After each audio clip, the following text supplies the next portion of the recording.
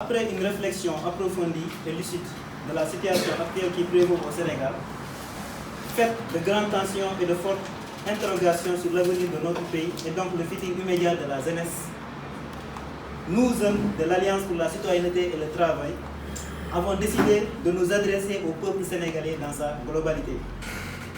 Nous nous inclinons de prime abord devant la mémoire des disparus lors des derniers événements. Nos sœurs et frères tombés en grand nombre depuis février 2021. Nous présentons nos sincères condoléances aux familles éplorées. Prions pour le repos éternel de leurs âmes et souhaitons un prompt rétablissement aux blessés. En effet, nous condamnons fermement les violences inouïes qui, de nouveau, viennent de sévir dans notre cher pays. Signe peut-être d'une mortelle habitude qui s'installe, la condamnation de M. Ousmane Sonko est l'élément déclencheur de ces violences.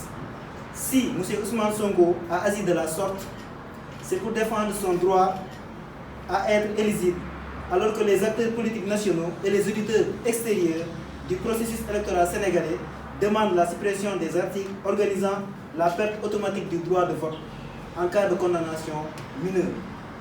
M. Macky Sall y a ajouté la perte automatique du droit d'éligibilité en introduisant dans l'article L57 du Code électoral le mot « électeur » pour rendre inéligible un candidat en cas de condamnation.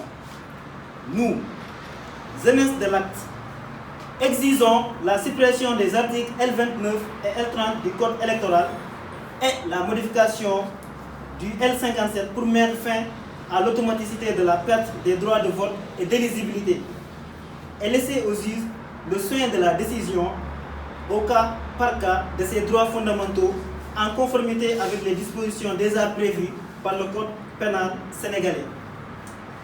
Nous y ajoutons la nécessité d'ajouter parmi les conditions rendant une candidature à l'élection présidentielle recevable la précision de ne pas avoir prêté 2 fois serment avant d'entrer dans les fonctions de président de la République.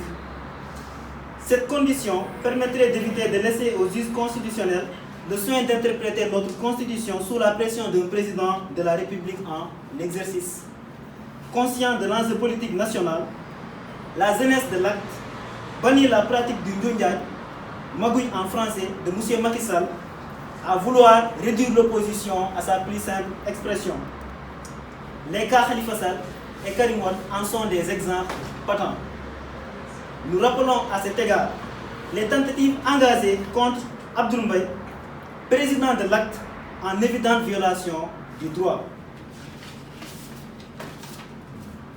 L'enjeu de nos ressources naturelles, à savoir l'or, le zircon, le fer, le pétrole, le gaz, entre autres découvertes, ont aiguisé des appétits d'ici et d'ailleurs. Et ces violences incommensurables ont causé de multiples dégâts et ne feront que ralentir notre économie, puisque transformant le Sénégal en un pays non fréquentable par les investisseurs du monde entier. Notre économie en souffrira encore, puisque tant de crises, tant d'années de dur labeur ont été gaspillées en quelques minutes durant ces casses. Cette crise est désolante, déplorable, regrettable. Nous disons non à la violence, d'où qu'elle puisse venir, et appelons au calme toutes les parties concernées. La paix et la stabilité sont indispensables pour notre pays. Dans ce sillage, nous, hommes de l'acte, et notre leader, le président Abdoul Mbaye, prônons la nécessaire alternance dans la résistance pacifique à travers le slogan Sopi Dokhali Si Jam, pour installer le Sénégal dans les pays émergents pour en faire un pays développé.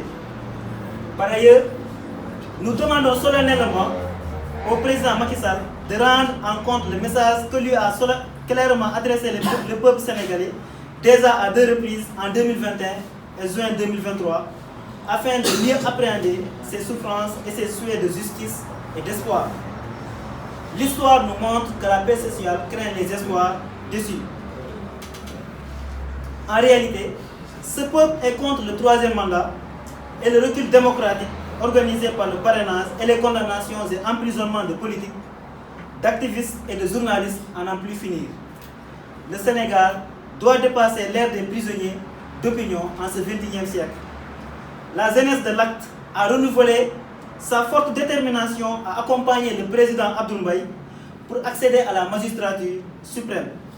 Il est jusqu'ici le candidat idéal pour conduire la transition indispensable pour reconstruire, sans calcul politicien, la démocratie et les fondamentaux économiques du Sénégal dans le rassemblement et la paix des cœurs.